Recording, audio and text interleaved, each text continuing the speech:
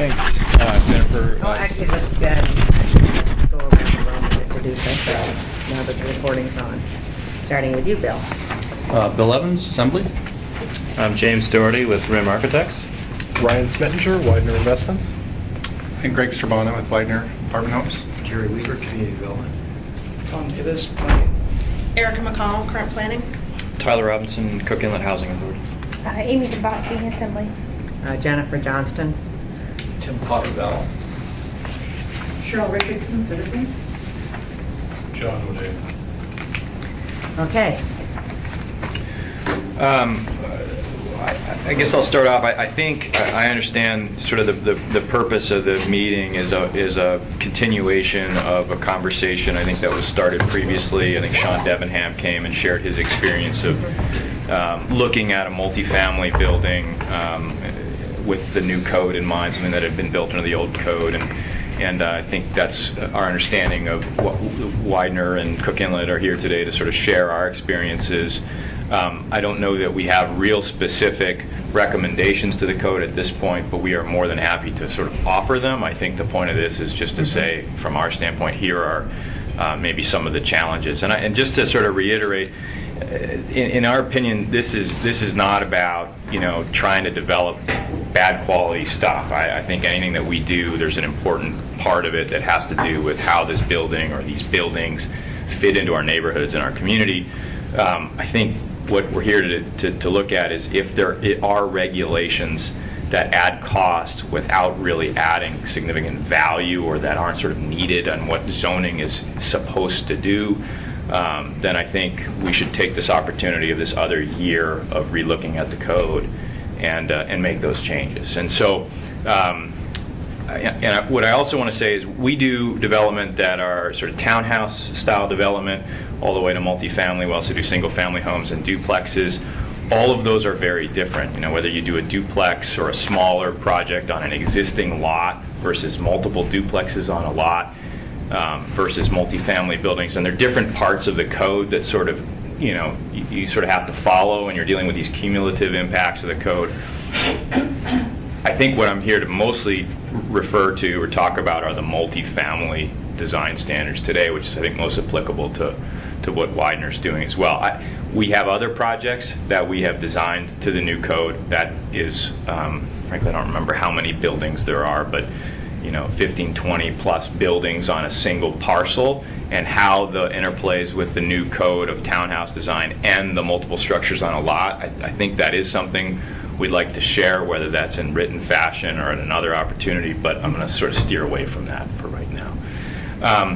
I think one of the reasons why James is here is we have designed and are building what I think is the first multifamily building under the code. So it's new code. Under the new code. So, and the reason we went there is we started designing it not knowing when the new code was going to take effect, and in our world sometimes it takes us several years to get permitted. So there's a risk if we go under the old code and don't get it permitted, and then we have to redesign it. So we designed the building. It's 34 units, and it's in East Anchorage. It's on what's called our Centennial campus, where once that's built, we'll have 401 units, primarily in buildings that are like, 30 to 60, 80 unit type buildings, all elevated, usually 3 or 4 story buildings.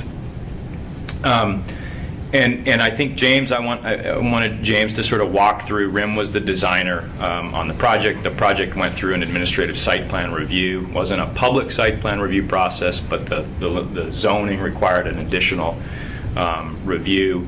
And I think as we kind of walk through some of these things, we'll point out those sections of code that were most problematic. I think if I was going to summarize my issues in general, it remains a complex document, and I know it is for all of us. And I think the question is there a way to simplify it, both from the permit counter standpoint and planning and staff standpoint to the community standpoint to the professional standpoint. If there's a way to really kind of get at what the essence of what we try to do without making it as complicated as it is, I think we'd be better off. The additional thing to that is that it's also very specific in some places, and I know we go back and forth on this, but For example, in order for me to get credit for a balcony feature on a building, it has to be a 32 square foot balcony. Does that work with my building? If I'm doing all one bedroom, units, I might choose not to do that. Is it okay to just say, hey, a balcony feature adds what I think we're going for, which is breaking up the building or adding an amenity or something along those lines? So, maybe with that, James, if you wouldn't mind kind of walking through some of the pieces that you guys looked at, and I have a couple of images of our building just so you can see what it looks like. I don't have a bunch of copies, but we can just sort of pass these around. So.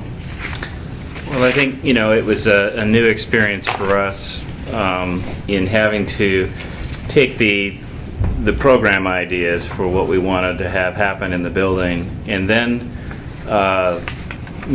and part of that program idea was to have the units meet a market rate return, and that they needed to be really the same unit square footage. So it's fairly easy to program a building that you have everything to be the same. But then when you start to look at the exterior aesthetics, which is mainly the design guidelines, is just really dealing with the exterior, the kinds of things that the code was asking us to do started to have us to devolve what we had to do on the inside of the building in order to make the exterior aesthetic guidelines work. And we're used to playing these games. We've got a whole bunch of lists of things that we're trying to accommodate.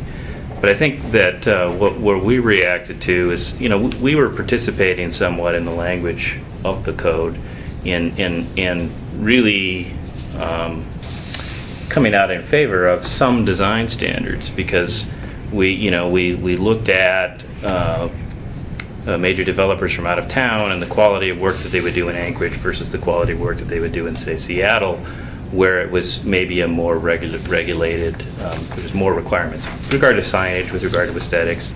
And so I think the people here were asking, why are we seeing better development in other places than here?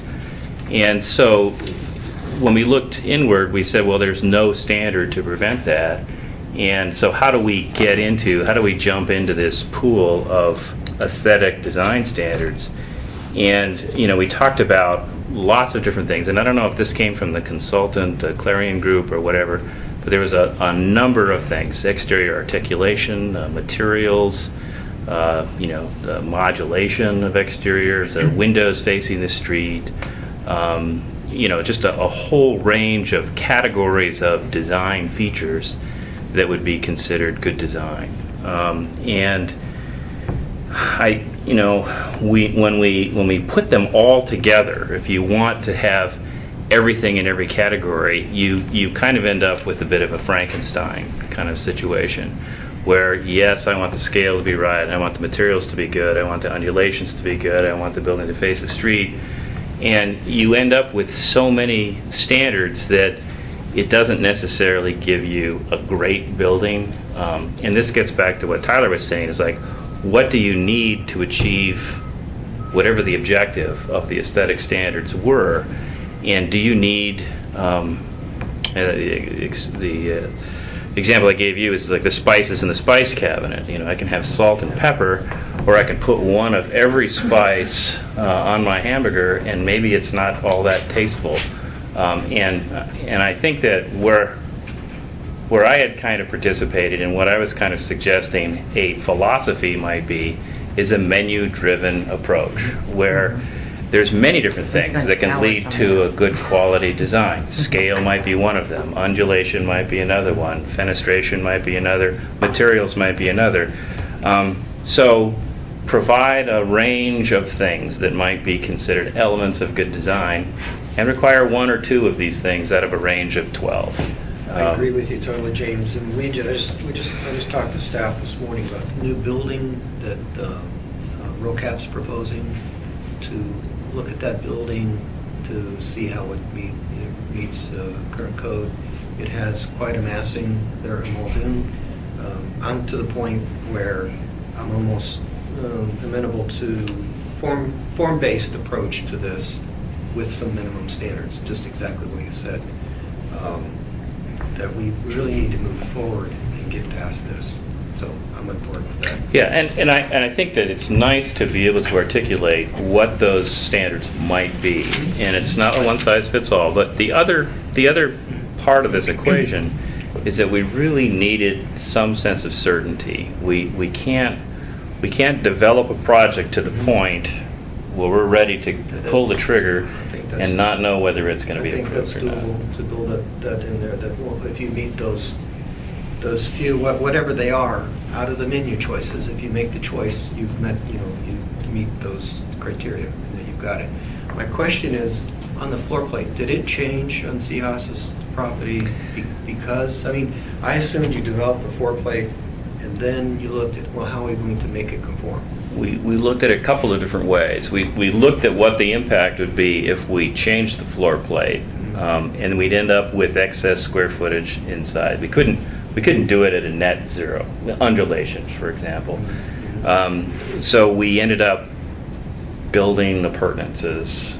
We put some gingerbread on the outside of the building in order to make that work. And and I think that shows in some of these examples. We have the original building, and then we've put some features on it so that it can be Sometimes those features are code. very unattractive when they're obvious, they're just tacked on.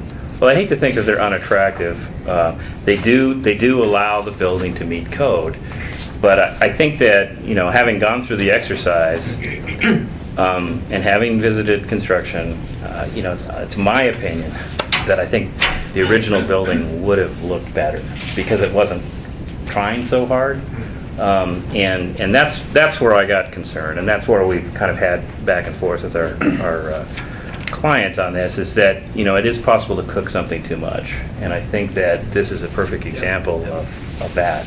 So how do we get back to a sort of a lower standard? And then if the public has an outcry and says, by gosh, our buildings are not what we think they should be, then we ratchet it up a little bit. But we started by sort of grabbing the whole menu of things, putting them in the mixer and saying that should be good. But I don't think we were guided by what overarching principle were we trying to slip above. And You just confirmed for the second time. I mean, you weren't here when Sean presented his and how he had to change his floor plate, and the changing the floor plate's important. But it's kind of interesting because some of the, to me, very pleasing design is almost the Scandinavian look, or the Finnish look, which is very simple. And that doesn't have any of that. It can be, so it's just... My analogy was this morning when we talked about this with staff, talking with staff, is that look at all the buildings that are built in Center Point. Look at all the buildings that the Native corporations have built. They're all different. They have all different iterations. They're all, people's perspectives of them are different, but they're all different and unique to some degree. So James, you talked about other communities, like developers who would work in our community and other communities and that had design standards and they were doing nicer work there. Have you worked in Seattle or this is related to big box, is what that was more specific to. Okay, so you haven't found design standards, residential design standards in other communities that you think work well, that we could do a better job of cannibalizing? Greg, you're from there. Doesn't Seattle have its own design commission who looks at these big projects and they kind of subjectively evaluate them on it? Each individual municipality within the greater Seattle area have different design standards. Whether or not you have to go in front of that commission or not really depends on which neighborhood that you're trying to build within. So yes, there are some standards. I'm not the right guy to be able to tell you what those are. I mean, our architect would have to be here and our designers would have to be here. But yes, there are some elements of prescriptive versus descriptive design standards. And I think it has to vary too, the size of the building, how many of these things you throw into it. Yeah, it seemed to me when we were Where it's reading located. through this, a lot of these seemed to be set up for a 2-story building, and we were doing a 4-story building. So some of those undulations that might be looked at to keep, the lines correctly, when you apply them to a 4-story building, you're talking about sort of vertical articulations instead of horizontal. It changes things a bit. But I think, at the end of the day, from our standpoint, is we kind of look at it to see if it's right, and we try to, to use that analogy, we sort of cook it just enough and not too much, and try to come up with something that's great. And I think, the original concept we had for this met your sort of Scandinavian look. And when we put all of the gingerbread on it, I'm not sure what the aesthetic is at the end of the day. What was the market for this building? So it's a low-income housing tax credit project. It's 100% income restricted unit. A lot of our units, we try to make them, or buildings, we try to make them sort of a mixed income approach. This was financed differently. They're combination 1 and 2 bedroom units. I mean, it's sort of, I don't know that it would be such a different building versus a Widener type building. I mean, our 1 bedrooms are going to be 650 to 700 square feet. Our 2 bedrooms are often 800 square feet, 850. They're typical kind of apartment built, non-condo, but apartment buildings within a campus that has other amenities that are campus wide. So the building itself doesn't necessarily have to carry all of the amenity spaces, because we have some of those on campus. One of the challenges was, if you go back there in Muldoon, you'll know it's not a traditional gridded layout neighborhood, and so a lot of the code that was kind of getting you to interface with the public street really wasn't. The street is in fact elevated above the building, and so there was this. It was a bit of a challenge when we were saying, okay, those are the street facing sides, but it wasn't where the front door was or could even be, and it's sort of struggling through some of those. Of course, we had many long issues. discussions what street facing. Yeah, and I guess, Jennifer, we've built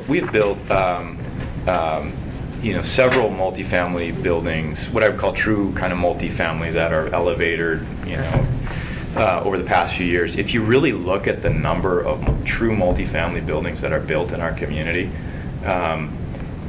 I think over the past 3 years, I counted it up, I think it was like 7.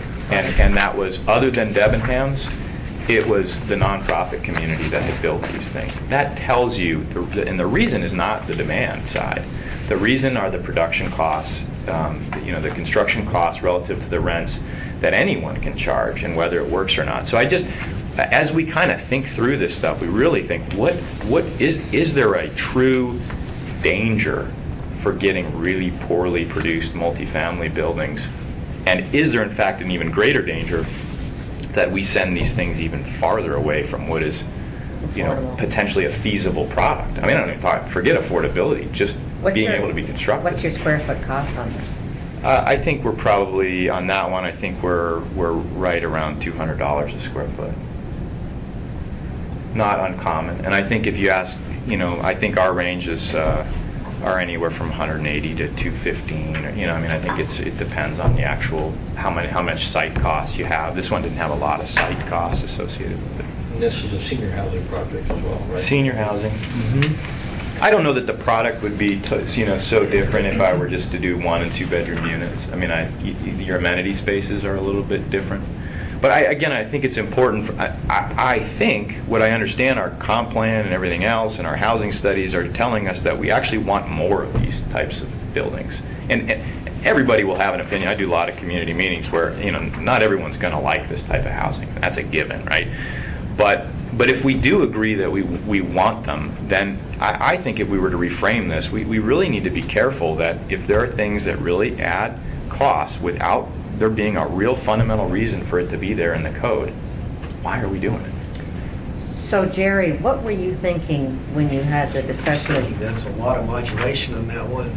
That's the short side, and it doesn't face the street. That should take care of every requirement. But it's the short side and doesn't face the street. So we have work to do. There's no question about it. So, what was the exact policy that you were discussing with staff? How were you looking at addressing Well, that? I just broached this morning. I read the article just like everybody else did about RoCap's new building there next to the How. There's a lot of massing along the highway there, and it's connecting into the existing How. I assume they're going to be remodeling that, but they're going to leave the exterior the way it is. So, my point was that I'm to the point, almost to the point, that I would take a form-based approach to it. That you meet the setback requirements, You build what you want interior to that, you meet the parking requirements with a few, if we could all come to an agreement of whatever those architectural features that might be beneficial. You know, that's what we've wrestled with for 5 years now. I know. Which are the most minimal standards to, and we did do the menu choice before. There were Yeah. like, you had to meet 8 of the 10, and we moved it down to 5 of the 10. Yeah. And No, I now mean, we're this going to is- go down as long to as I've 2 of been the 10. engaged, this or has been a long what are we going to do there? So, do we have none?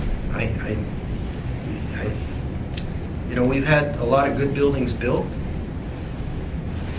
and they were built under the old code. I mean, it is an eye of the beholder. The buildings that I just talked about earlier, they're all unique. They're all different. I mean, I think I shared this the last time, but we're designing 2 projects along Muldoon Road right now. And one of them we decided we needed to go with the new code because it was going to be a long process to plan it out and get it financed. And there's a multifamily building right on Muldoon Road. And the other one we made the risk, not sure what you all were going to do, but we made the risk that we could get it done and built by pursuing the old code. We pursued the old code for several reasons, and at the end of the day, I mean, I could show you pictures. I don't think one is an inferior product to the other. I mean, that's not what we're going for there. But it was things like the storage requirements in the new code very clearly drove us to the old code. The open space additional open space requirements that were driving us in those instances to rooftop patios that we did not want to have. Is if for a rental property manager, we didn't want to deal with people on the roof of our buildings. Might be great for some projects. It wasn't going to be for that one. And the articulation of the building. I mean, this is the one down in your area, on Lake Otis. Yeah. I mean, that long wall, right? I mean, that long wall that you have is less costly to build, and I don't think necessarily just because you have a bunch of gingerbread, as James says it, necessarily means it's a better looking building. And so I, given that we were in the same context there were very clear drivers, and like I said, I don't think the community is any worse off because we pursued the old code in one instance and the new code for us pursuing the old code. I don't know if there's any lessons there, but there were for our organization. And then the lesson was that we want to keep doing this and be competitive and compete for money around the state. We better figure out how to change some things in Anchorage. Back to the basic cost driver. Tyler, let me ask you a quick Excuse me? question. Just a minute. Go ahead. Back to the basic cost driver. Per foot cost of the old versus new, because you had to add in the parking and stuff. Yeah, so I didn't do exactly, we didn't look at the same building the same way. So unlike Sean's extra, we could go back and we could look at it. In the case of the one where we went old code, we could meet the parking. That wasn't a driver necessarily, and that is, and I think that's. Yes, you might get reduced parking, particularly with our uses if they're affordable or senior units. There's a notch even farther down, but if you then add the additional open space requirements and those sorts of things, I'm not sure that it's a net It would be gain. just somewhat interesting, just sort of basic, knowing that there's a lot of variables out there, just the cost per square foot. It's helpful as we look at this. I was just going to say that for the multifamily, I'm going to ask a question of both Tyler and Greg. Specifically, what was the biggest or most important reason to go with the new code for your projects? Well, in the first one that we did, there were 2 reasons. One was certainty. Again, knowing the lead time that it takes for us and knowing that there's going to be a sunset at some point. We didn't want to end up having to go back and say, James, we really liked the design the first time, but redo it. But then, secondly, for again, specific to our uses, the parking is an advantage. Previously, we go in and we get variances. Our Eagle River project, we had to get variances to reduce the requirement from 99 spaces for a 56-unit senior housing project to 72 or something like that. Still way more than we actually need, right? And Greg? And specifically for us, it was about parking. Yeah. And our experience had been, particularly because of the size of the communities that we'll design and that meet our sweet spot in terms of development and efficiency. Our average size of community is 98 units, but here we were looking at much larger projects potentially. To meet the demand, but also because it becomes somewhat more efficient for us to do that. And then our last experience here was that we had to overpark that building, and it did add significant to the cost. I think the last numbers that I saw was about $36,000, $38,000 per stall that it added to the cost. And this facility, just for your information, is the one as you go up A Street. Yeah. So I guess my point is that Tom Davis in the planning department, and I know Tom did a lot of the work himself out counting cars in parking lots at midnight back in the day, determining what was the real utilization of parking spaces for multifamily buildings. And as a result of what he found out, the planning department determined that in fact we were requiring them to be overparked and that the parking could be reduced. And if we've already come to that conclusion, then the thought process of saying, well, you're saving a bunch of money on parking, so you ought to spend it on all this gingerbread and meeting the code. The reality is we're already overpriced to meet the market and what we can generate. So if we've already determined that we don't need that much parking for the buildings themselves, why not let that one float and say, that's fine, we've come to that conclusion in the community. Now let's figure out what the minimum standards are we can have great development. I agree with you, Jennifer, that Scandinavian design, straight, simple lines, and that there's a certain beauty and elegance to that. And I don't know that you get where you want to go by having everybody then tape a bunch of things on the outside of the building. Erica. I have to agree with Tyler that having now been through several reviews, it's too complex. Mhm. I do agree with that, and I feel like we need to simplify it.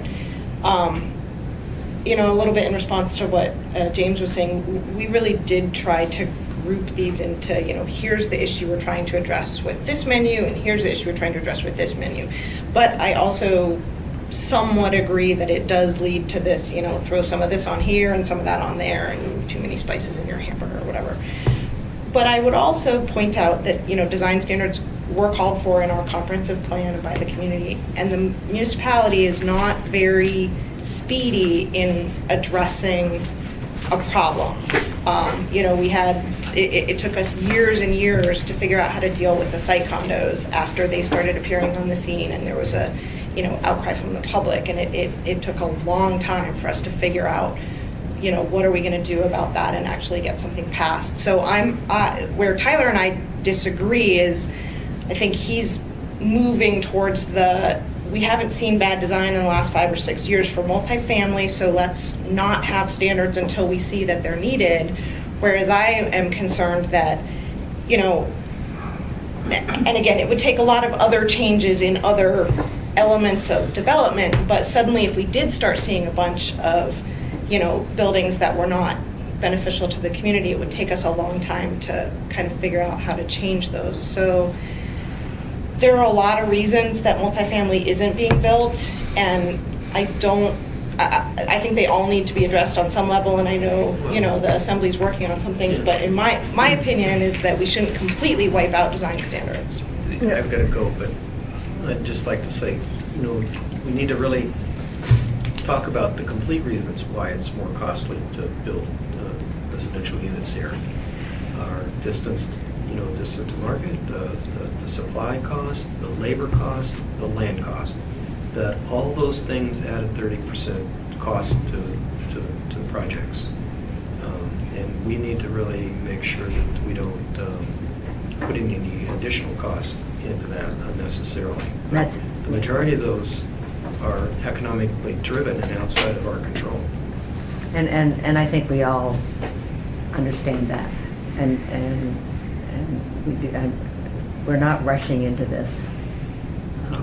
As an example, Jennifer, for the group, from Tyler's standpoint, one of the projects that they're working on you know, their financing is pinned to a lot of different things, one of them being a 5-star plus rating.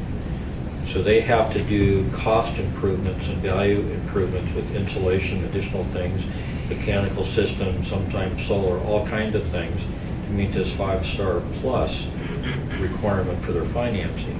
And when the code requires an absolute minimum of 15% windows on certain facing walls, that's counterproductive to them meeting that, and it costs them more money. And if that's what the community wants, that's fine, but we need to do it knowing that that's what we're doing.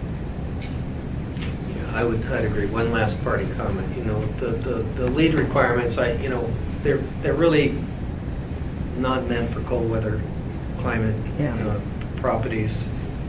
That's pretty much a given, and we don't want to do that unnecessarily as well.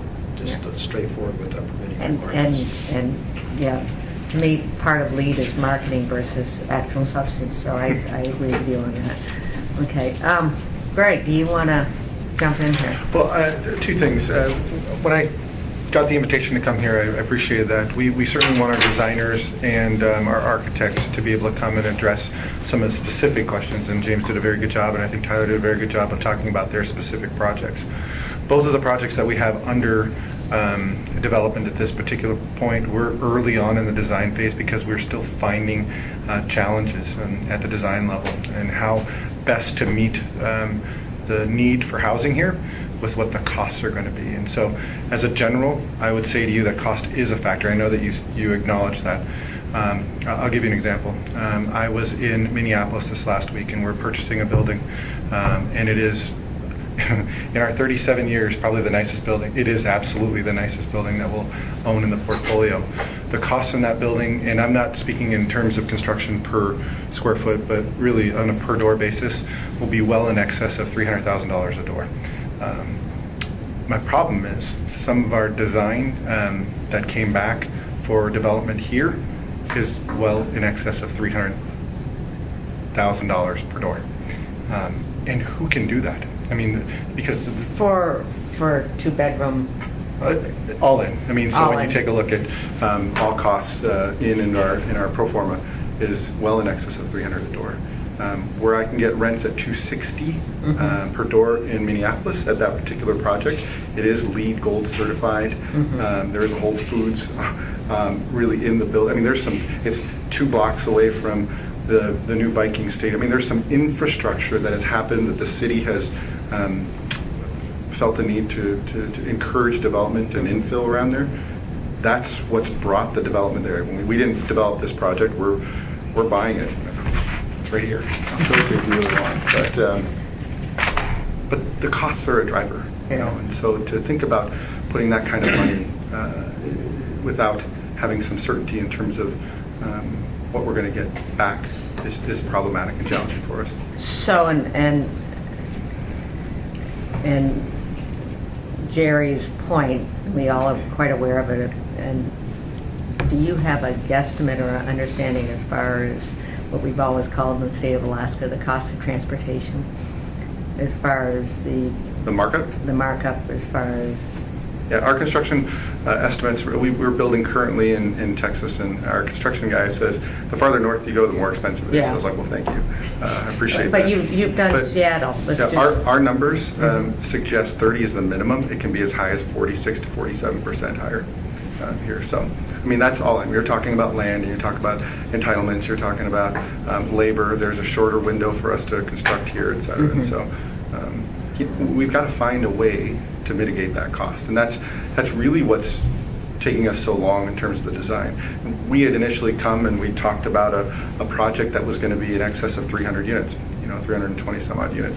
There's just no way for us. We've employed, we're on our second designer right now, but there's no way for us to get to that number without exacerbating costs even beyond that. In other words, requiring light gauge steel as opposed to, doing a wood over podium. So we're having to make some design elements, some significant changes, while still trying to ensure that there is beautiful design. I've asked that of Mr. Widener. I was like, okay, so what's going to drive this? We're still not going to just try and fit as many units on there. He goes, no. He's actually sent it back. I've actually watched him send these designers out of our office 4 times.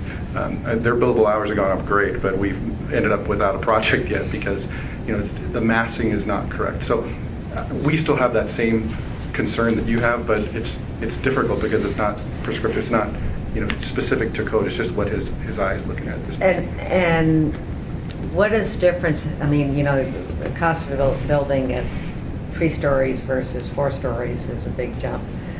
And there's always a discussion out there, the policy discussion out there as far as our height limits. Mm-hmm. Do you have any comments on that? Yeah, interestingly enough, I was having lunch today and we were talking a little bit with somebody and we talked about dense mixed-use, Right. what we're looking at discussing here, right? For bringing the amount of units that we think that the market needs here, is that you're going to have to, at least in our perspective, or at least Mr. Widener's perspective, you're going to have to figure out areas of the municipality where you want to concentrate that sort of density. And much like Tyler and probably everybody around the table here, we go to these community council meetings and we certainly get that there is some pushback in certain communities relative to other communities. And we get it. So, whereas we didn't get pushback in Midtown and South Edition, we certainly did. So we'll have to find those areas, those pockets where you'll have to test this theory of dense mixed-use multifamily to see if walkability can be achieved, where they're close to services, where massing might be a little bit more acceptable, where larger buildings and height might be more acceptable. So I don't know if that answers your question. Yeah, it does. And I know this is kind of premature, but it'd be really interesting to look at the cost structure between, as I say, 3 to 4 stories, 4 stories to 5, 6, 7, 8. Where do you get your? I think James would probably be better equipped to speak about that. I know that from my discussions with our guys, the construction cost changed dramatically going from 4 to 5 stories, and it had to do with the geotech that's required here. It had to do with different elevators and shear walls. It's not just transportation costs. It's like seismic zone. We have some fairly we're in one of the most active areas that you can from the building code standpoint. So let's put more bracing, more hold downs, more stuff in a building. And then when you put snow on top of that building, it makes it even. So the more costs difficult. definitely increase at 5. Yeah, the going from 4 to 5 is a fundamental different type of construction. 4 floors gives you the ability to go wood frame. Yeah. Right. Once you And then- go above that, then you have to go to steel.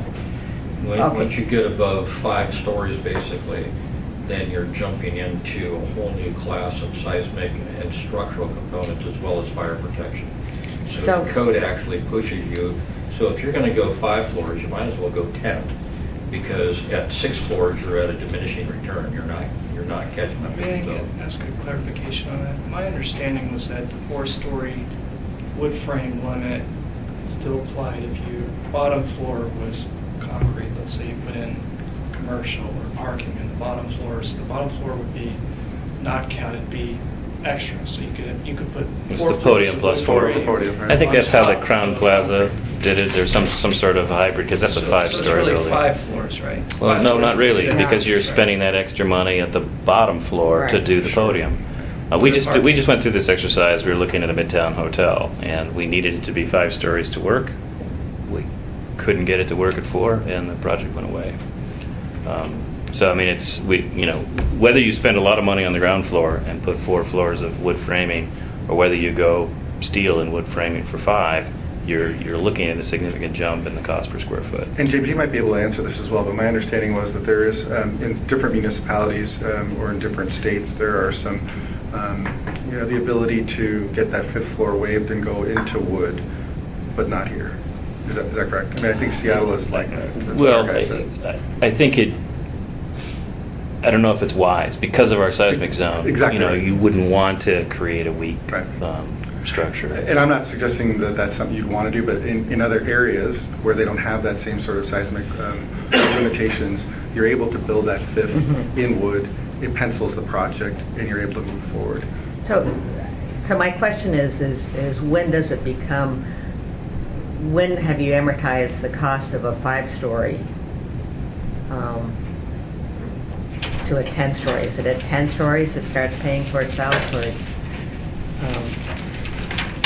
Well, we haven't looked at it here in Alaska at all because we didn't think there was the appetite for us to do anything more than 5 or, I mean, we could do it, but I'm not so sure there's the appetite for the surrounding neighborhoods to accept that. And so we haven't spent the time and the effort into. I'm sure Amy gets lots of feedback in Eagle River that they'd I much get it. rather we went above 4 stories. And, No. and that, you know, and there's an example. You know, 4's when you're in neighborhoods. You know, Right. 4 is already pretty high, and on that building we actually went 3 on the street side, and it steps back. So internal to the development, it's 4. right? But and it's a typical story. I mean, we tried to do a smaller building there, and we weren't successful. So we came back and made it a little bit bigger, a little more linear, and that was the way we could get it to pencil, and felt like we could mitigate it, you know, enough. But we, you know, it was a talking point for a lot of the community. for a No, while. and I Still is. understand that. I You're can sort tell of- you that. This is sort of a global conversation, but I was just sort of thinking of Midtown, where you have a precedent of high buildings and, you know, what would take and where it would work or wouldn't work. But we're kind of off. All right, do you have more, Greg, before I ask questions? No. Because as you both know, what's come up is storage has sort of been the latest go-to word. And I've had a couple of questions after our last discussion on that. First of all, you know, I can understand with the senior citizen, right now what we require is 100 feet of storage. Is that There's no storage required under the old code. There's no explicit right. storage. No, but in the new code, 30 square feet. 30 square feet. 3 by 10. And Cook Inlet's had trouble with senior housing, making it affordable. And, you know, the question is with senior housing, are you trying to get rid of things? Do you need storage as much as you do? And my question to you was storage, Yes. because you do enough around the country with storage. What are the requirements you work in other places as far as? They're not as prescriptive. In other words, you can put them where you want. We found that we've been successful in some of those areas. In this project in particular, we didn't build this one, but we went and looked at it, that they're putting those in the underground parking spaces, but they were higher up, they were open, and they were metal. They were metal framed. I actually have pictures. I just took them in last week. So it's really designed to the specific project. Some of them on a garden-style community that we develop are going to be off the back balcony. Others on an internal building will have a floor of storage, but they won't be required to be at a certain height, et cetera. And so it really depends on which project. I mean, one of the ones that we're doing here, we ended up losing, I think, 4 units, something like that, as we devoted that space to storage. And so. I think my issue is, you know, this is an amenity that an owner is building into their building, and I think, you know, it's just you go through the decision: am I going to include underground parking, or is it going to be surface parked? I mean, I don't have to do underground; I can do surface. For whatever reason, we've now decided that, okay, for every multifamily use, you have to have a 30 square foot separate storage facility. Well, what is the impact that we're really trying to guard against? None of our properties that have less storage than that are cluttered. We're at full vacancy. We don't have feedback from the neighbors that, you know, they're spilling out their bicycles and everything out onto that, which is, in my opinion, what zoning code ought to be doing. So what suddenly is the driver other than something that it would be nice for somebody to have? I will grant you it would be nice, but if again you're enveloping this into the most expensive style of residential construction that you can do. If someone really needs that much, and I can't necessarily monetize that any more than I'm just going to get for my rent in my world. So if someone has a lot of stuff, go down where any one of our neighbors go to a storage facility and check out an extra closet. Why does it have to be incorporated into the building? So I think I owed you a picture of what we do currently, which is not because it's required by code, but just because our seniors if they have coolers or tires or something like that, and they don't want to drag them into their units, they're lockers. They're effectively, stick framed with chain link fence kind of lockers, typically in a basement or somewhere, enough to stack a set of tires, a Christmas tree, something like that. And people love them. They're great. And then we provide shopping carts within our building so they can get them from there to wherever else they need to get them there. How big are those? They're probably 3 by 3. But again, my issue was, why is it a hard and fast requirement? What are we trying to? What are we so worried about? What are we trying to prevent in our community? And I think to add on to that, I think our consumers will tell us what they want and what they need. And so if storage happens to be something that is very near and dear to the heart of the folks that are renting in the market, they will go to some place that has that storage. It's the same thing with underground parking. It's the same thing with excess parking or garage space as opposed to, a carport space. They'll self-regulate that if that's very important, unless, for example, there's a vested interest in making sure that there's storage available at each one of our particular new developments. But I think Sean's point also was he might have a 1,200 square foot 2-bedroom apartment, really a pretty ample apartment, and yet he's still required, and might have really good closet space and storage within the unit, versus I'm going to build a 600 square foot unit, which is totally fine for our population.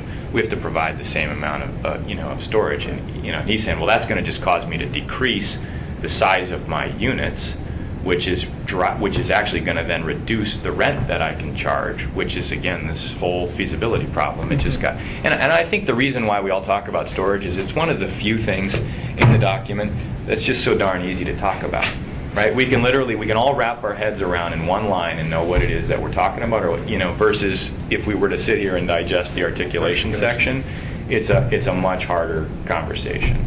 It also requires the plan reviewers to go into a different level of review to verify that zoning requirement. And that's something that we've been kind of getting used to, is the different relationship we have to have with the plan reviewers in enforcing the new code. It's different for all of us, different for the designers, and it's different for the reviewers. I think you made the comment that your time that you're going to have to spend just goes up. Therefore, the next time I ask for a fee proposal from you all, it likely goes up to accommodate that additional time that's going to be required at the county. And in that conversation, I have great hopes once we go to electronic plan review. I'll be optimistic with you, Jen. I still say probably 50 to 60% of the cost is that we're still doing everything by hand. Would that be, every time you go to plan review, you have to do a new set of drawings. Is that correct? And have maybe. I think some of that's true, but that doesn't avoid the situation where there's just a flat difference of opinion of what the code actually says. Well, and that part, that's what we're trying to deal with. Well, it's so dimensioned too. This is it's not a shot. We went in and we were arguing over a couple of feet on articulation of a larger building because it wasn't clear on our images whether it was there or not. Every one of those instances is a call to the design team or a permit set just sits until that that gets remedied. You could say that's the fault of the design team for not detailing it, but the point is it. Again, it adds something that we're not sure. Sure. Some of that we'll all get used to, I think. But some of it will continue. Tyler, in your developments, don't you have access to HUD money, or you're able to do more as a developer than a private sector typical? Because I'm wondering, what is the market doing? If there's a 8,000 deficit housing unit, 8,000 unit deficit in Anchorage, who's making up the bulk of that? Who's building the high density houses? Well, right now, no one. Exactly. Well, why is that? Well, if there's a market demand for it, why is it that no one is building the houses? And I think if as a community, if we're at to the point where we're 100 years old and we want to regulate what our buildings look like because we've come to that level of evolution, I kind of would ask, what does our community look like if no one is moving here, if it's not growing, if people can't get workforce labor because there's nowhere for them to live? So like, that's my sort of reason to sort of push down the regulations so that we have problems of a different kind where people are building bad buildings and then we have to regulate them, but people aren't building any buildings. And so we have a problem of a way different type. Could you send us the pictures as far as the storage? Sure. I can show you. I mean, yes, absolutely. That'd be great. That would, and this is maybe one of our lowest hanging fruit as far as correction, as everybody says, because it's in your face. And I'd like to just kind of respond and echo and go a little bit further than what James said. You know, one of the things is that no one except the nonprofits are building real multifamily buildings except Widener, and we'll see how they do. I have all confidence in their capability, but they're like the only one in town. But what that is doing is that while they're not building multifamily in the real sense, they're building duplexes. And that may get a few more units built, but it leaves us short of land and density in the future. And because those units will be there for the next 30 to 50 years. And we're going to come up real short on land area, which we say is a premium now, because it's easier and financially doable to do a duplex, and it doesn't have the hardships that going to a triplex and beyond has. And it also, though, has a market now. I mean, there's, you know, I think it's somewhat market-driven. People are looking for duplexes versus tri- and fourplexes because of the common walls. But If you're owner occupied, If you're for sure, owner and that's really what's driving that, Yeah. that market. And I think when you talk about over time, what do we need as a community? We don't just need the units, it's the type of units that we need. It's the smaller household units. It's the number of seniors don't need a 3-bedroom duplex, right? If you're single. So I think that that's where we really need to be aware. This is the type of development that's actually going to produce the type of units that we need for the demographics. so with the micro units, like, is it Holiday Inn, which was downtown where they... The Holiday Inn down at, The loft. the Howard The Loft. Johnsons. The Loft, Howard Johnson, yeah. And they went under old code, right? So they didn't have to worry about storage. It's interesting because I don't know what their occupancy is now. When I asked last summer, and I didn't get it, I got it verbally, but it's 100% occupant. Mhm. They also have signs that talk about rent, like shorter term rental. It's like there's some sort of combo of hotel. It's a and housing. it's a Yeah. combination hotel rental unit, but it's something that I think we need to look at, because if it's at 100%, if there's a market for it, and particularly, you know, right now, and I'll try to ask the question for the folks I was asking before, when you're in your down season, so it's not during your high tourist season, what's the occupancy? Because then we kind of have an idea of what the market is and how we should be approaching this. Another example of that type of that I know has been built in the last few years is that Sockeye Inn that's on C Street in Yeah. Northern Lights, I think. I mean, that is actually short term, and they might even do shared units with slope workers and stuff like that. But Yeah. that's not primarily your tourists. That's No, rich people living that's a there. working, Workforce. Yeah, workforce kind of.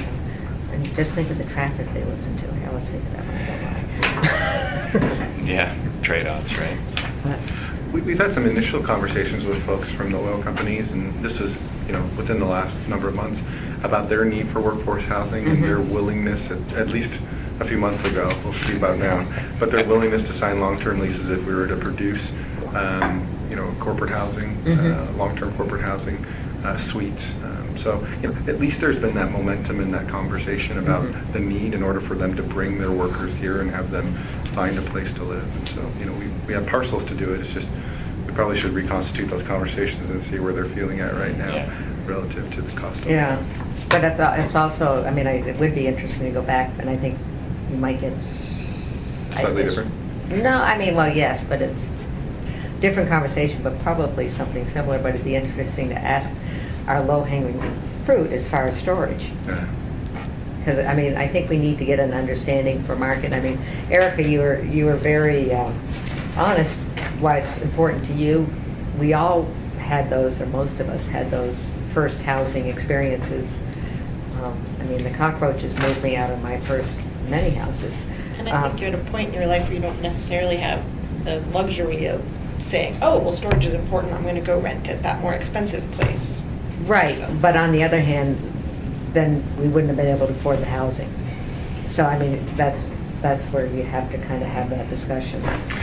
Let me just, if I understand what you're saying, I think it's almost the exact opposite. I think that, with new production, new construction, because of the cost, you're necessarily going to have higher rent structure there. So if you are looking for bigger floor plans, bigger units, you look to an older building, you look to a duplex, triplex, a home that may not be improved, and so you'll get the trade-off being bigger buildings and therefore more storage and having, one common wall as opposed to 4 common walls. So there might be a little bit of a difference in terms of, the new construction, new multifamily construction and the requirement for storage. Well, within the storage component itself, there's not a lot of flexibility. It's 30 square feet.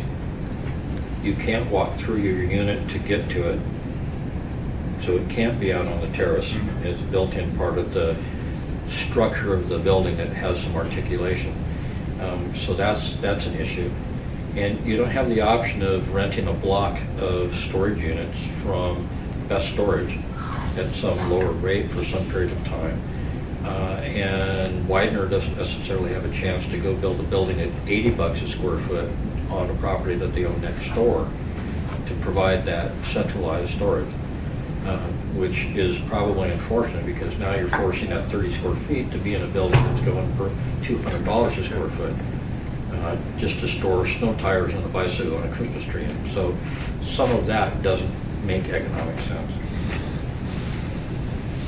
So my question just as we go through, I think staff's going to come back to us sort of with a new look at the whole articulation and the design standards is what I heard from Jerry. Is that correct? That's what I heard.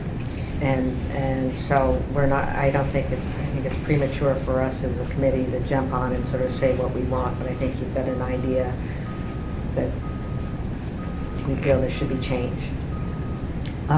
As far as storage, we've had this discussion about storage, well, at least Bill and I have, Dick was here, with other meetings, and it is something that we could fix in our next round of ordinance. We've got an ordinance that's hopefully Erica's going to be passing out from some of our first fixes, not all of them, but some of them. And I mean, I have no problem getting rid of the storage requirement, but I would want to hear from anybody else. Oh, neither do I. I absolutely agree with Tyler. I mean, if something doesn't add a tremendous value, I don't see the point in burdening builders with it, honestly. I think I'm more of a minimalist, let's put it that way. No, I'm just saying. I think at least to have the flexibility to do things where you have the storage in the garage or somewhere like that in the parking structure that you can do a lot more efficiently. So still have the storage, but have it up to the developer as far as where the storage goes? If you're going to, I would give it a whole storage requirement, but if you're going to have a storage requirement for storage, I would make it flexible enough that you can be functional, but not necessarily intrude on the living space, the high cost space. And I'll go just a step further. While we were sitting here, I Googled storage units in Eagle River, because that's, $19 a month. I'm just saying. There's definitely opportunities for people out there if they have extra Yes, we tires. spend a lot of time on the design criteria of storage units too. But anyways, so that's on our list. Okay. Anything else? Right. We kind of wanted to get a roadmap of what you'd like from us. We're prepared to have our designers come up and talk a little bit more, just kind of like James had, in terms of the things that we found as we started to develop our projects. And they're more complex. We're trying to put 300 and some odd units on a site that hasn't seen that. And so, we're trying to amass some conversation, some information about utilities and bringing in service and infrastructure to that parcel. So if you give us kind of a roadmap of what you'd like and when you'd like it, then we commit any resources that we can to getting that and bringing our folks up here to I think speak to for all you. of our benefit as soon as possible. Okay. I think what we need is, and we do need to have comparisons of what you're dealing with in your other cities. I think we're all pretty visual, and so pictures are really good. And cost variables, so we have an understanding of what our decisions are doing and what are the make and breaks and we might know that it adds to the cost structure, but policy-wise, we still feel it's something that's important to the community. But I think we need to have an understanding of what we're affecting. Anything else? Anybody have any other? Well, I would just like to say, when you're developing and thinking about the factors that are mitigating a successful project, or you're completely having to change the scope of your project because of code, as you're thinking about those variables and your designers are putting together the presentation, it would be very helpful for me before the presentation, maybe a week before or so, that you just zip us a line of specifically in code where you're looking and the areas you're going to be focusing on. Okay. Because I would like to come to that meeting having already reviewed that section of the code, so we can have a very thoughtful, productive conversation about it. That makes sense. Do you have a set schedule of when your meetings are going to happen? No, because it really depends on who's presenting. It depends on other schedules. I've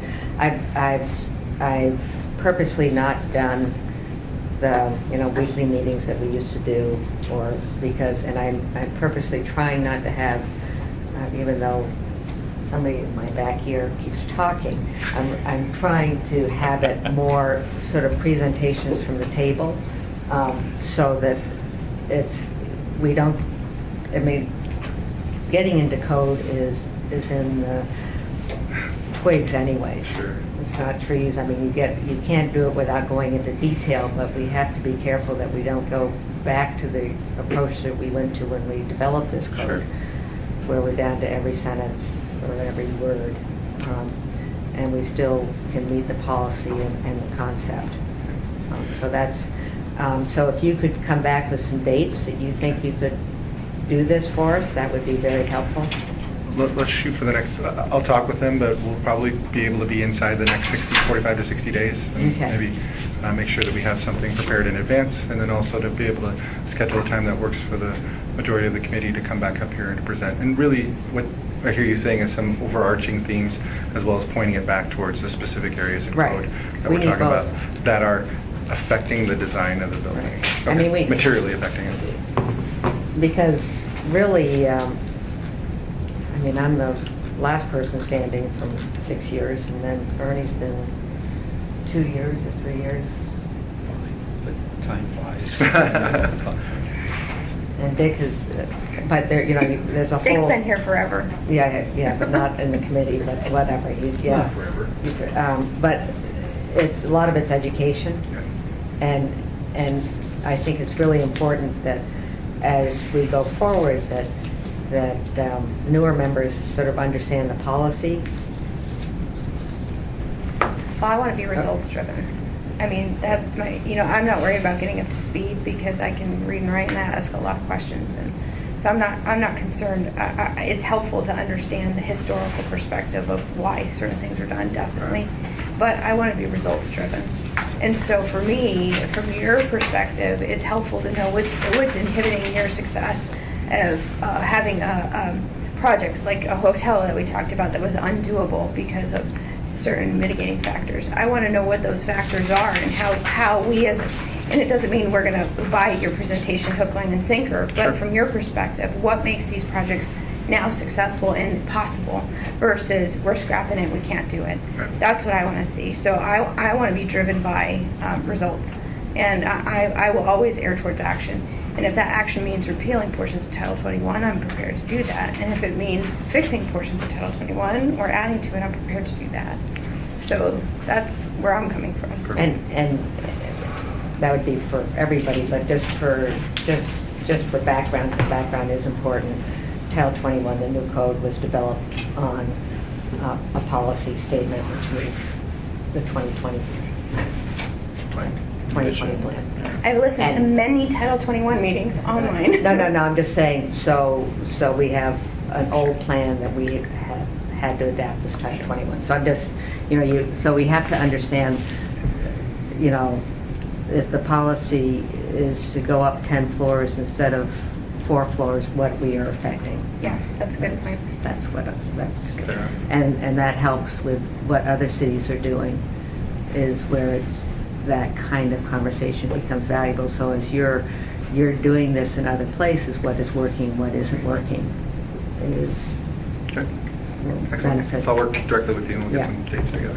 If I may, Jennifer, too, I would recommend at some point you map out when you decide to look at the townhouse standards and the multiple structures on a lot. I mean, that's not typical multifamily, but it is multifamily for Anchorage. Right. That's really where most of, whether it's our 100-unit, 120-unit deal in A and C Street, that stuff. And I think you'll get a lot more interest just across. There's a lot more builders that do that sort of development. Now, maybe we're running out of land for it, but I think that there are drivers, and we're going to have pricing on a townhouse unit pretty soon, where we were doing some things that we know for fact is adding cost to the structures.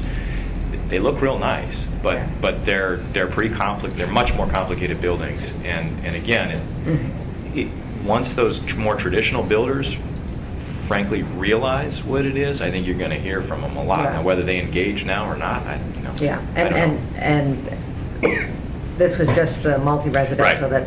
and this doesn't preclude us from taking on Yeah. that subject this month. If, Okay. If you have stuff that you can share with us. Yep. I have to say that currently, the builders have been quite quiet, and I'm not sure why, but we can make arrangements, because we're looking, and single resident, we're looking at this all across the board, what's working, what isn't working, Mhm. and that's why we've got this extra year. And commercially, we have the same thing going on. So Right. if you have material for us, the sooner the better. Well, we do. I think again, it's it depends how much of a step back. I've heard Erica say, there's still some stuff out there that's getting developed that's really not that great, and I don't. My argument has been it's not really in the realm of multifamily because there's not much being built. So I think it does help to sort of look at the more. I don't want to look at an example of a fourplex built in 1970 and say this is what we're trying to get the code to prevent, because even with the old code you couldn't do that.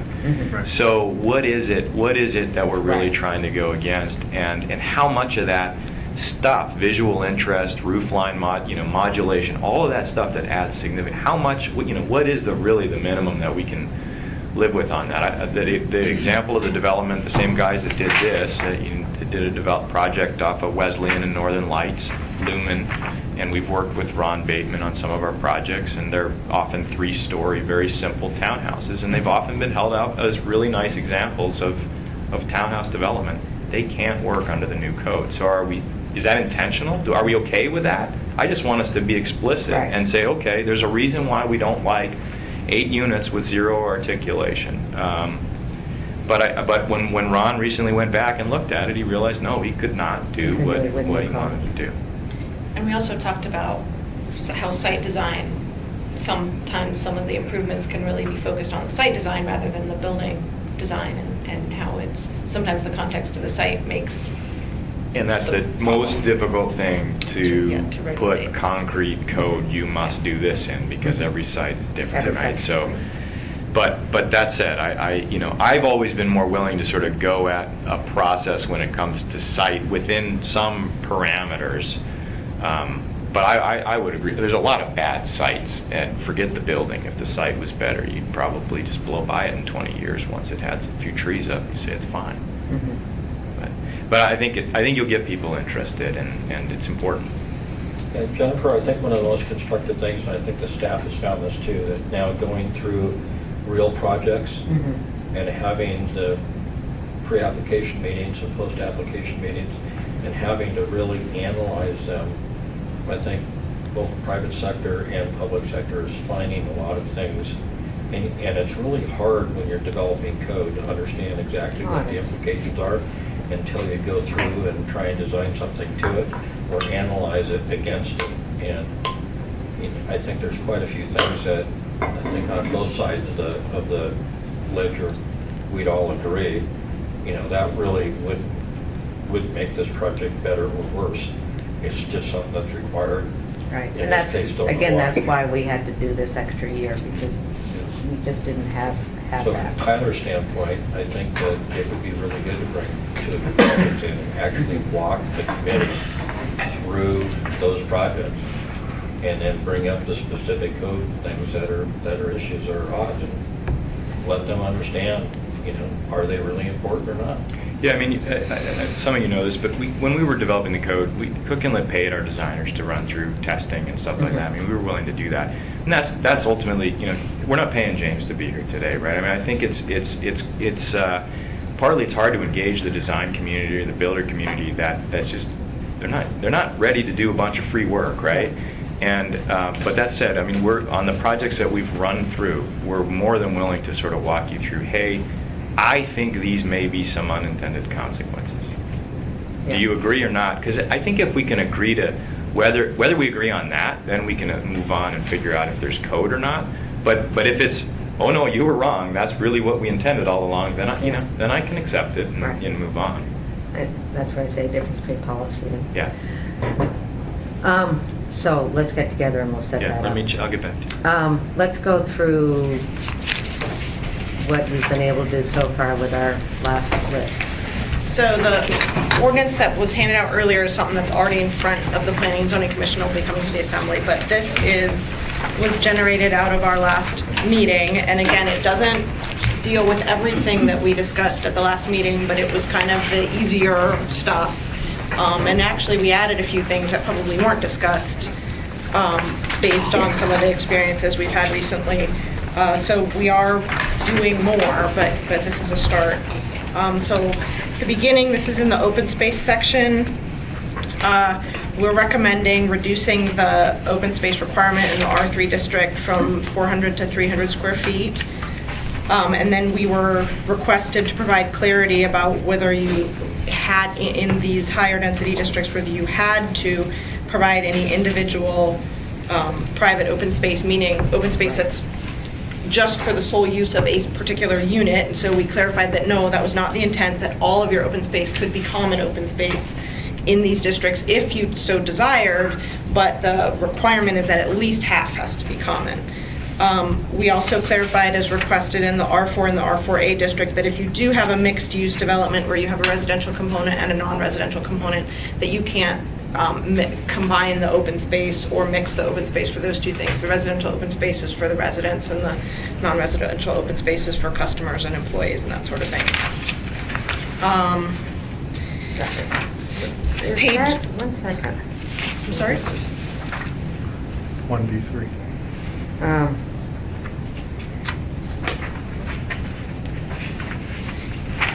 And that was. I didn't remember us making that differential. This. There was a work session on August 22nd with It the might have come design out of that. community. And one of the outcomes of that was a These long list of notes that I comments handed out from last meeting. Okay. And so there were a number of those where we thought we could quickly respond to, some low-hanging fruit. The There was a table. request for clarification from one of the design remember the committee members. Hey, is this the same as under the B3 or not? B3 had something to say about that, so that was the response to the work session. Or it wasn't, it was day-long. Yeah, it was that day-long Yes. work session. So Work there's session. probably something to. With assembly members, work session. Sorry about that. Yeah, I That was a apologize. workshop. There's probably some things from that workshop in here as well. Okay. Bill? Yeah, I just want, when Tyler spoke last time, he was talking about the downtown development where he's targeting it towards singles or married couples without kids. And one of the issues he was talking about with the open space was that, for that kind of setting in a sort of a downtown area, the design was for the open space to be individual and not the common area stuff. But it sounds like this, we're still saying that even there, it'd have to be at least 50% common area open space to meet the requirement. Am I correct? Depends on the zoning district. So No. the actual downtown districts, just in the central business district, no. But if it's R3 or R4 near downtown, so far, yes.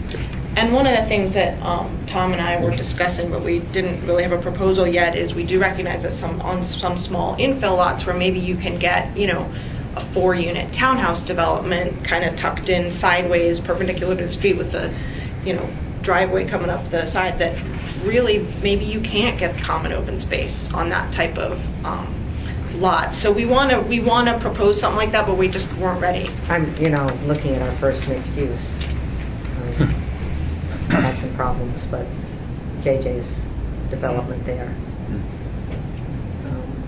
And those units, you wouldn't require really open space for those units. I think they have open space on the roof, if I'm not mistaken. I didn't, I think they do. I didn't go up there, so I guess I missed that. I guess if they didn't, and you had people, kind of wanting their one-bedroom apartments, that the in my mind, the open space is going to the bar next door, right? I mean, I think that's really the amenity, right? My mind is open space is going next to the trail. I mean, you've got. To each his own. But Yeah. but I think that just be careful. I mean, 300 square. If that were R3, and I know it's not R3, but 300 square feet, and particularly on smaller lots, is still going to be a lot, and that's irrespective of whether it's a 1-bedroom unit, a 2-bedroom unit, a 3-bedroom unit, a studio apartment. In fact, these end up being drivers when I decide what type of unit Yeah. to make. And so even though I might have a market for 1-bedroom units, well, a bunch of 1-bedroom units I might not be able to meet the open space. And so it sounds good, and we're reducing it, but we're increasing it from what in the old code? The old code was 400. It was 400. But the old code obviously didn't have any Dimensional, standards yeah. Could use your for what setbacks. it has to be, So Yeah, so it's already comparable. it's just one of those, it ends up being a big part of your design.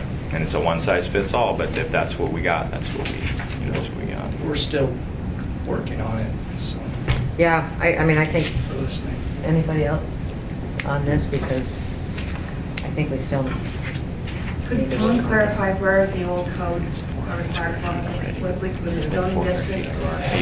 It was, and if you go into the old zoning districts, it's one of the listed requirements, and like R3, it'll be in that section. Okay, got it. Thanks. But it did include easements and That's right. and we don't include it. Well, both codes allow it to be set in setbacks, but the new code, I think one big difference is that the new code has minimum dimensions to make the space usable, to try and get away from, some of these 5-foot side yard being counted as zero usable open space. So that's a difference, and yeah.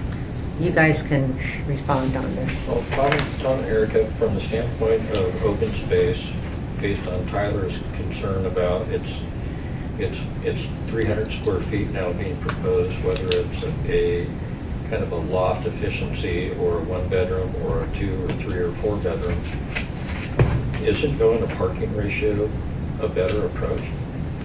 So that efficiency unit that's going to be 0.2. smaller in size and probably fewer people has a smaller requirement for open space.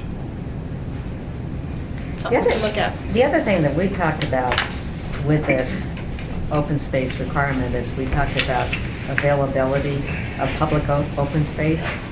And That if we- proximity. Proximity, if we could take that into account, and I don't see that here, so I think that's something Open space serves two purposes. One, it is just kind of breathing room around buildings, right? So for your property owner, and then it also is purely like it's an area for where you're presuming someone's going to play or recreate or do something, right? And some of this, it strikes me, as driven just from the standpoint of just given a little room around a building, and that's where it might work in the old code. But under the new code, if it's really about actively using those spaces. Well, if some of these buildings, like we've all rented these apartment buildings, right? You're not renting that apartment building because there's a nice yard space. You're right. You're getting close to other stuff that you want to get to. But the policy, to me, the policy of having breathing space and having,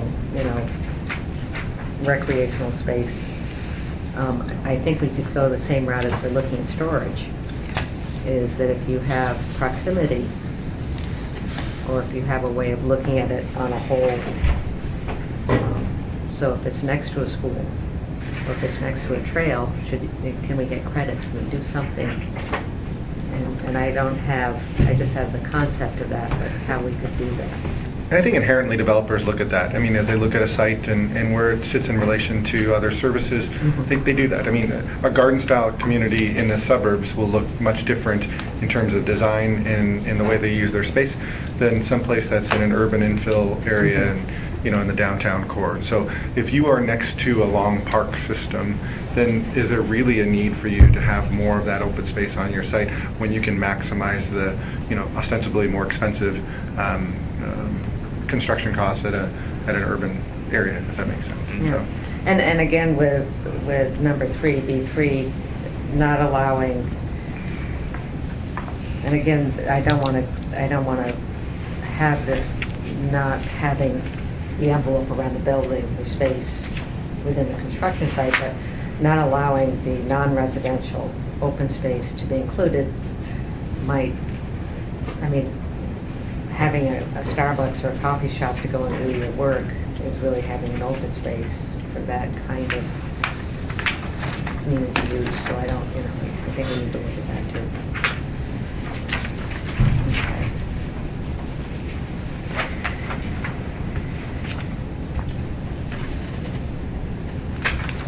Rebecca, where's this in the process? This is the first time anybody has looked at it. This is very draft. This Jennifer, just one comment about that. Allowing a commercial use to provide open space for residences, that kind of, Starbucks they let you sit there all day, but they want you to buy something, and kind of feeling like you may have to purchase something in order to use open space. Yeah, I don't know. Probably isn't. Yeah, I don't know, because, how many people have coffee shops as their offices? Well, Starbucks might move out and dress shop move in or something. Yeah, and then it's Okay. gone, so, It's open for discussion, but I just wanted to. yeah. On page 2, under D2, A, we split this up into, this used to be one paragraph, which split it into 3 to make it a little more readable, and are clarifying about upper, the 6 foot, which I know Tyler's not a fan of, but 6 feet for balconies or things that are, on upper stories, and then allowing a reduction in the dimension when you're abutting required site perimeter landscaping on the site. It's a proposal. We're also, can we mention how to bring back the porches and decks? Yeah, we're talking about issues with, the Country Lane had the concept of having townhouses along 42nd. Whether there was some way to have porches, Right. front porches count for open space. We're kind of talking about that internally. Anybody have any comments? Where did the 6 feet come from? Yeah, it's just this weird psychology, Yeah. right? Like I go in there and say, okay, we'd like to have balconies, but we didn't really want to do a 6-foot balcony. But I'm only getting credit for it if it's 6 feet. So in the end, I'm just not going to do it at all. That's how a developer thinks through this process. So you, in fact, are worse off than you were before. Is it because there is a dimension, or is it because of that particular dimension? I just, because it's pretty substantial, What was the old code? Well, there's no requirement for a balcony. You don't get credit necessarily one way or the other, This is right? part of the whole shop. Yeah, I can see a 4-foot one working just fine. The old code gave a credit if there was at least one dimension of 10 feet on that balcony, gave half credit. The balcony or porch or whatever it was at least 20 square feet. For the open space, Tom? Yeah. But, Yeah. I mean, here, the thing here is it's not just open space, it's also a menu feature on your design, right? I mean, it's serving both lists, is that right? Yeah, so you get credit for example, in the articulation. We ran around town, we looked at a bunch of multifamily, and most of them were 8 feet wide, 10 feet wide, Yeah. really, for the balcony.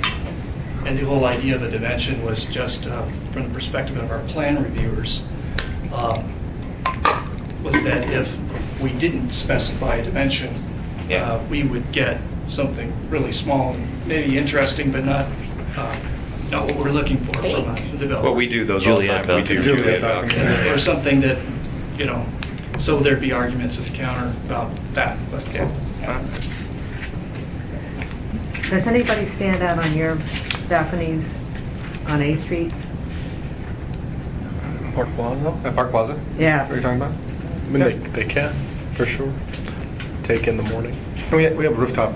That's one where we have rooftop for open Rooftop, spaces. yeah, Yeah. I've often driven by and wondered. But Tom, what is the magic about 6 feet?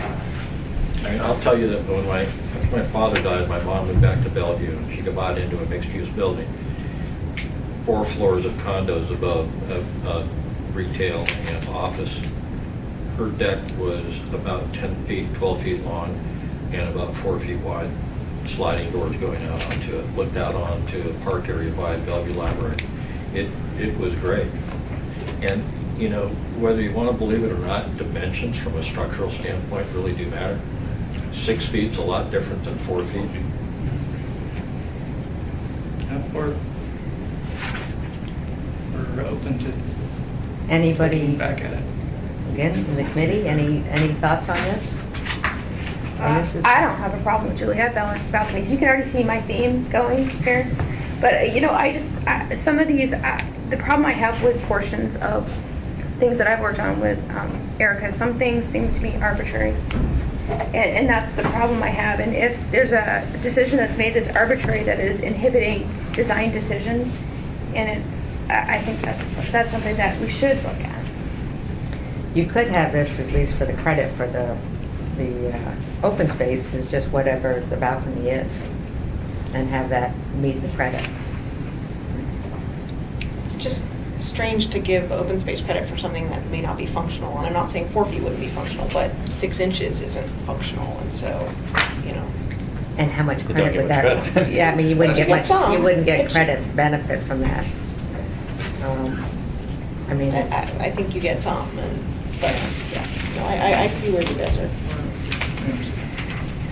Well, it'd be interesting to have some of the developers bring a proposal back to see if there is a way that, in some of their designs, if there is a way to actually address this particular issue, whether it's, as Jennifer said, for whatever it is you build, you get a credit, or, should it be 6 feet, should it be 4 feet? Is there a logical number that you can get to with some sort of methodology? I'm not a builder, you can tell, so. Well, it's that sweet spot where, make it achievable for any developer scenario, builder scenario, but, they're not really going to choose that option and do the 6 inches, 3, 4 feet, whatever. Make it achievable, but also if you're going to throw the dollars in that direction, somebody's not going to do that unless they're going to make it a feature of the building. And, Sure. So it's not We're never going to build balconies. We don't like to deal with it, right? We think it's an operational bad idea. We do sometimes those Juliet, windows or just balcony sliders, just more for fresh air, right? I think there's 2 different drivers. One is, do you get credit for open space with these things? And the other is, from an architectural feature, what counts to be able to have a feature on the outside of your building? What does it look like? Even though I can't tell that someone could be lounging out there, does it break up the building sufficiently to? So they're different. They're different issues. Again, I don't know what my magic dimension would be. If you can get a chair out there and walk around the chair, then that ought to count for some open space. Can you do that in 4 feet? You could turn the chair sideways and get Sit on by the with ground. 3. I like the idea of 4 because if if you're building cheap with 2x10s that span 12 feet, you can cantilever 4 feet. You can't cantilever 6 feet with cheap construction. That's a good point. Okay. Moving on to page 3, up in line 6 through 8, we wanted to clarify, so this is saying where you have common private open space required, and as you may recall back in the R3 and R4 and R4A districts, at least half of your open space has to be shared in common. So under the little I, we wanted to put a maximum on that, so that if you had a lot of open space, you didn't. And so basically, this is saying a quarter of your total open space requirement has to be contiguous, because half has to be common, and then half of the common has to be contiguous. So we wanted to clarify that it's only a quarter of what's required. It's not what's provided, and that we put a maximum. And is it a what's the basis for 3,000? Well, there was some basis. I didn't bring your memo, but in the time saver standards for landscape architecture, we were looking at what kinds of things could go into these spaces. And the 3,000 square feet is basically a little bit more than what gets you a volleyball court. So There's no magic number. The whole idea here is just to, like, for example, That one where we're Grass Creek North? Grass Creek North, that it's so distributed that for a larger townhouse development, it'd be very hard to get half the required space, one location. Yeah, it was. So Yeah. This number is looking at a group of 10 to 12 units, just reference certain kinds of areas. There's no magic number that was for smaller townhouse developments, testing several where even this much would be difficult, so we are still working on figuring out for small townhouse infill just how much contiguous common private open space is needed. So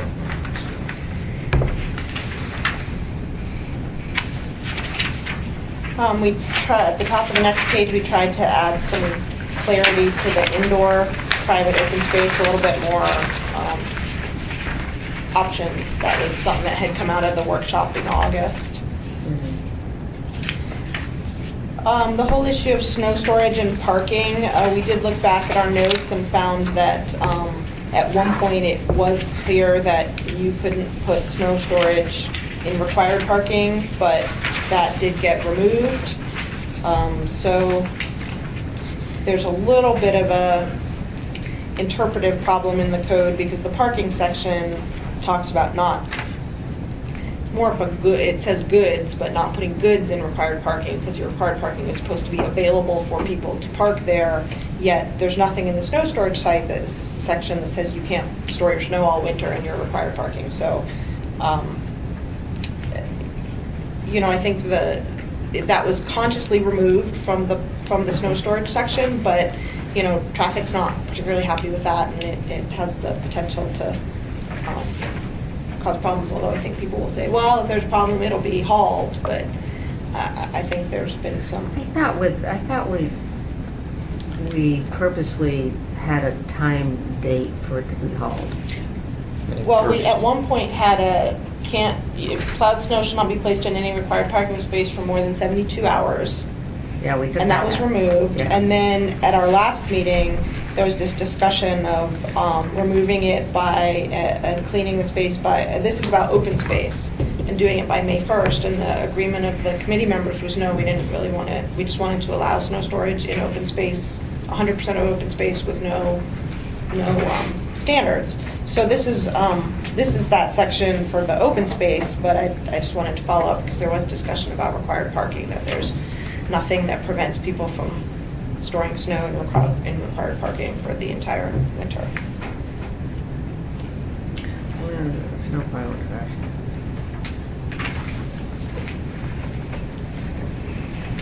Any comments? Page 5.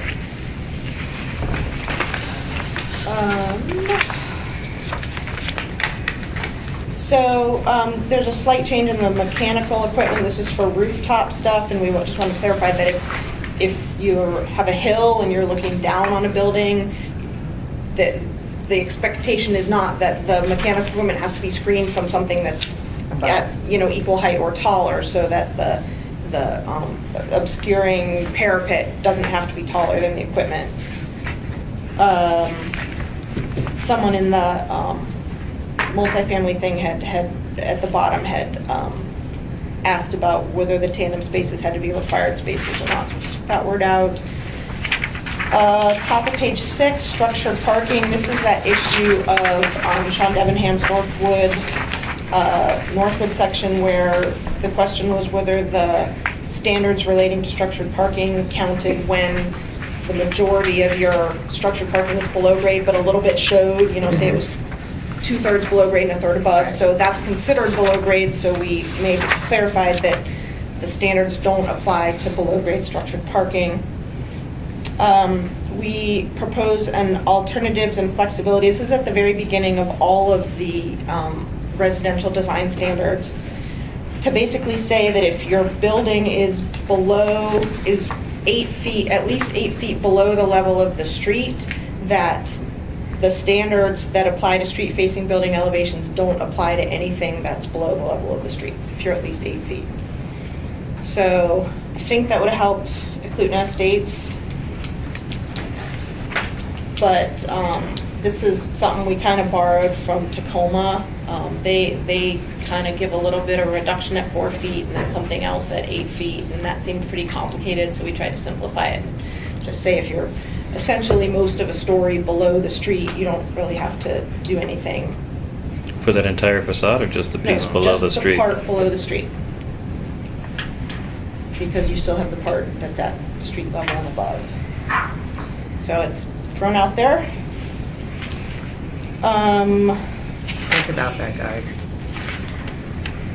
Yeah, it's such an obscure, I don't know how applicable.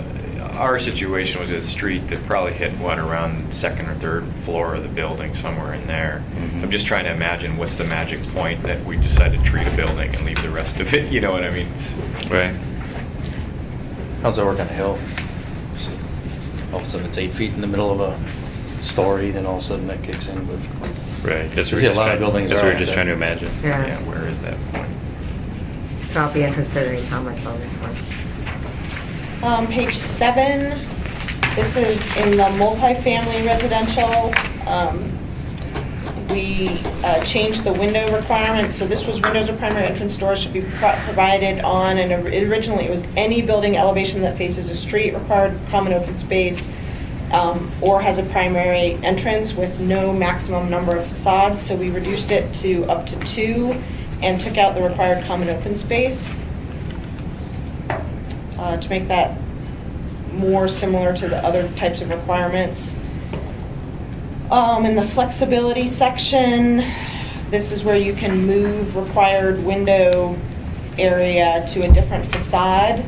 The thing about this, though, is that if you do move required, so you're required to have 15% on an elevation facing the street. If you want to move up to 1/3 of that to another elevation, that other elevation has to have at least 15%. So you're actually getting something by the, you're not reducing just the entire regulation by transferring. So say, So the next level up could be 30%.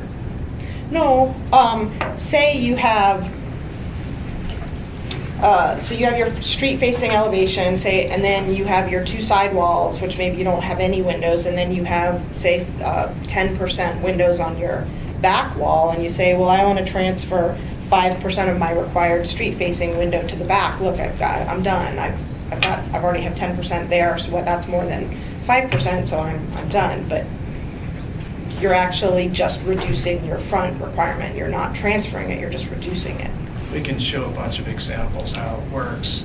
For me, it's easiest to, like, for example, Northwood Apartments, how it would work on Northwood Apartments. And another big change here is that We took out the admin site plan review. yeah, that was Should be the it. biggest change, is where this flexibility before kicked everyone into another level of review and uncertainty. here what we're doing is allowing it by right at the discretion of the design team, depending on what is the most appropriate building facade to focus most of the windows on. And this allows it basically by right, so it eliminates another level of review. Most communities that look at street-facing windows are looking at it from the perspective of creating a more walkable and safe neighborhood. And in fact, it's the other side of the coin to those parking reductions that Tim was looking at. If we are going to have a city that is more compact, use our land more efficiently, we really want to look into minimum levels of walkability. And what we've looked at where cities do require these window requirements are typically at 20%. Spokane is an example of a city that's like here at 15%. What we're doing here is what the other cities aren't doing is we're allowing this by right flexibility, allowing 15% down to 10% windows in the street-facing elevation, which in our testing, even, most of the types of facades we tested, either the two-car garage in front. This is doable. We can bring out a bunch of examples to show it can. Might be worthwhile to have some visuals. Okay. So under 3A, if your building faces two streets, but your main entry does not face either of those two streets, you're only required to do two? Yes.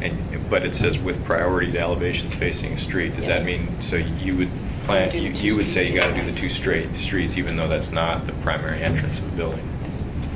Because Even again, if it's... the concept is windows on the street, pedestrian.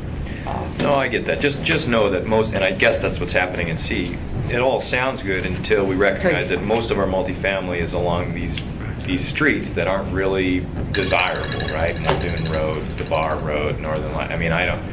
And what you're saying here in C is there's where the flexibility is. That's the whole issue.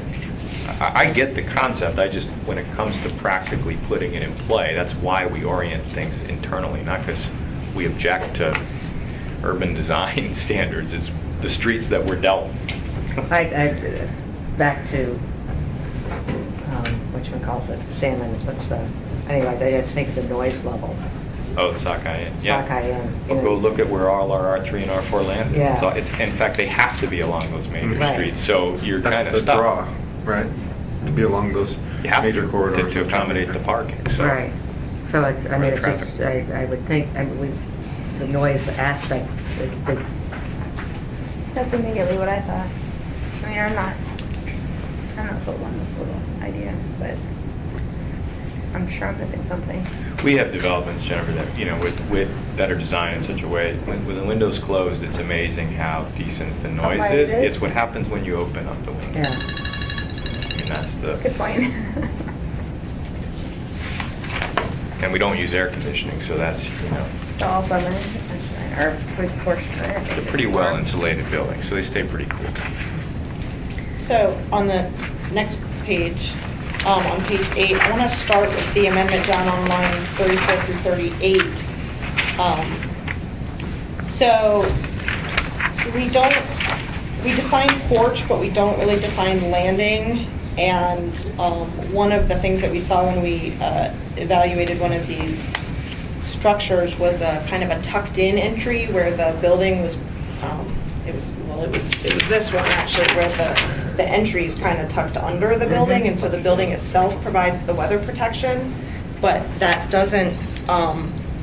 It doesn't qualify for the definition of a porch, and we didn't want to define landing, but one of the things one thinks of as landing is something that's between stairs, and then you get into accessibility issues. So we didn't want to require a change in elevation. So we wanted to take that out to clarify, but we also wanted to make sure that you weren't carrying your parking lot asphalt right up to your front door, which I think people in this room wouldn't do, but we have seen on various projects. So that's why we proposed adding up under on line 6 and 7 that you distinguish your entry area from your vehicular area by a change in material. Okay. On to the next page, the next draft, I will delete 10A as requested. I think we might have a little more work to do in C because of the maximum extent feasible issue. That doesn't really give a standard that we can measure, and so the plan reviewers just get. I'm on lines 22, 23. The plan reviewers, they get to this, and the developer says, "Oh, couldn't do it," and they really just doesn't mean anything. So we'll have to look more at that. That might be something interesting that others that are working on this could come up with some language. You talking about garage? Yes. Moving into site design, through the review of the Grass Creek North project, it was very clear that which I don't know, may now be changing, but it was very clear that the dimensional standards of the open space requirements and the contiguousness standards really made this particular standard completely unnecessary. So we're proposing to delete that. Although I think if we go back to, I don't know, in my opinion, if we go back to kind of either not having an open space standard or having it non-dimensioned, I'm not sure I would then, I don't know. But You're saying that it looked like there was sufficient open space even though we had trouble complying with this Yes. code, right? Yes. I mean, that was what you were looking at. That was a Yes. justification. And then on page 10, the 2I, we saw that the landscaping requirements that are already in the landscaping section were handling this issue of buffering kind of a higher density and a lower density, and so we didn't really need to address it separately. And then we tried to clarify that this building spacing was only in a situation where it wasn't really covered under the townhouse standard or the multifamily standard already. And then in the definitions, we had some issues about what was considered street facing, and we brought that down to where if you're 45 degrees from the angled 45 degrees from the street instead of 90 degrees from the street, and it really ratchets down what is considered a street facing building elevation, and many of these standards apply to street facing building elevation, so that's a significant change that we think is really important. So again, it's not everything we're talking about internally, but it's kind of a start. Trying to think of, and I didn't bring my list from our last meeting, but it was most, I'm trying to think what we didn't do, what isn't. Let me find my notes and just what we're not. From the last meeting. Most of the stuff we talked about was stuff that had been dealt in the workshop. Plus storage. So, okay, we talked about open space requirements varying by kind of the urbanness of the site or area, which we've also talked about today. Also talked about, which I think was raised today, were concerns about kind of certainty versus discretionary approvals. We talked a lot about requiring a landscape architect certification stamp, Yeah. and that we didn't Haven't come to have a terms with solution that. about that. We talked about the landscaping warranty.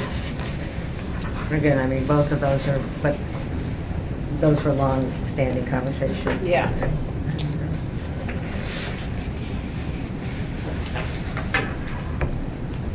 And then there are things about like articulation that we still need to look at. So, Okay, well, hopefully we'll have another meeting within the next, I'll be out of town next week, so it'll be probably the week after that. And any written comments on this from anybody? And send it To to you? me Okay. or to the whole committee, or to me, and I'll make sure it gets out to the whole committee. And Erica, and we can make any corrections or whatever on here. And Erica, do you have this in electronic form, email? Okay. yeah, and actually that'd be nice. You have to send that out to everybody in a digital form. And then you'll get back to me with dates. Yes.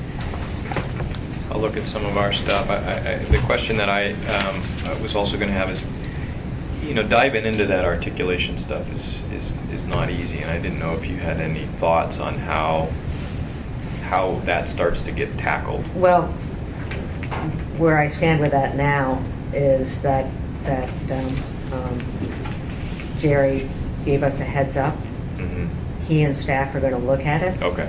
And so, Wait to see what their yeah, proposal if it doesn't they're take gonna too come up long, wait to see what they come back with, so it gives us a starting point. with. Okay. But if it's something that's 6 months in coming, we'll address it soon. Okay. And then just for everybody, and I didn't mean to pick, but my approach to this is what we did today. We have people, we have presentations, we discuss it as a committee, we work on it with staff, and not going to have the roundtable discussion with everybody sitting at the table and everybody, not that I don't feel everybody should have a voice, but I'd rather that voice be done in email. If something comes up from these meetings that you're not comfortable with, send an email and I'll share it with the committee. But what we did for the last 7 years, and before that, before I got on, was painful, and I don't want to go down there. So we're going to, do this as openly as we can, but still keep moving forward, because we have a short period of time to make any changes, if we're going to make changes, So that is the plan, unless anybody has any comment about it, or in fact, we got 1 minute to go for any assembly member comments.